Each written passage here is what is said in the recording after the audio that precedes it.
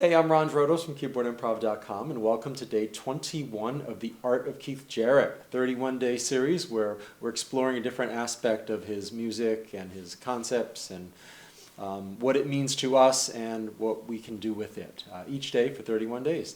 So today, I'd like to talk about his range of styles, because it's not just that Jarrett can do gospel or can do jazz or can do rock or funk or classical or folk or whatever, because a lot of people can do that, right?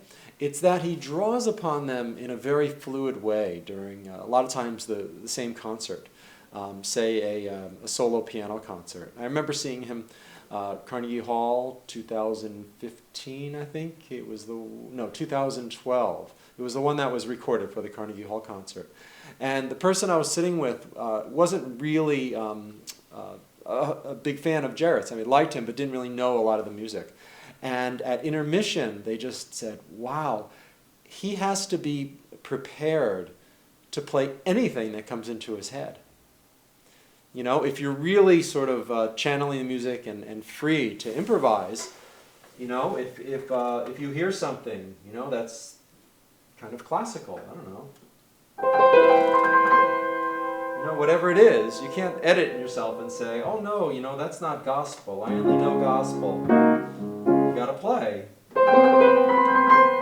And then wherever that's gonna lead to.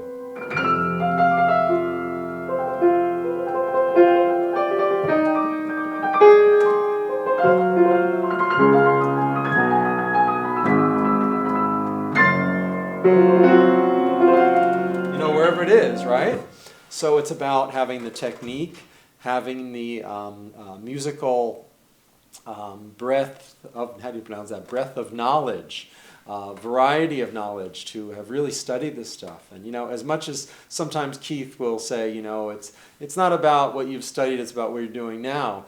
I mean, it's doubtless that he has probably, put in what? How many 15 hours a day playing everything from Charles Ives to Scott Joplin to straight ahead jazz standards has he put in, to Bach, to be able to play all that stuff, Shostakovich, fugues, it's getting it under your fingers and then being able to draw upon it at will. And the thing about Jarrett, as I'm saying, is that it's very fluid and it's all under the umbrella of his style. So it doesn't sound like, okay, I'm playing like Stravinsky here or Mozart here. That might be true to some extent, but he's internalized it and can draw upon these styles in astonishing sequence from one to the next, and then even mixing them at times.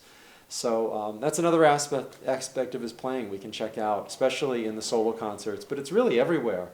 Even in the straight ahead jazz, you'll hear some influences there, and the voice leading and everything from Bach, definitely. So hopefully this inspires us to at least approach it in a similar way. Learn as much as we can, as much as we're interested in, and then let it come out in our playing in a very fluid and fluent way. Thanks for being here, and good luck with your playing.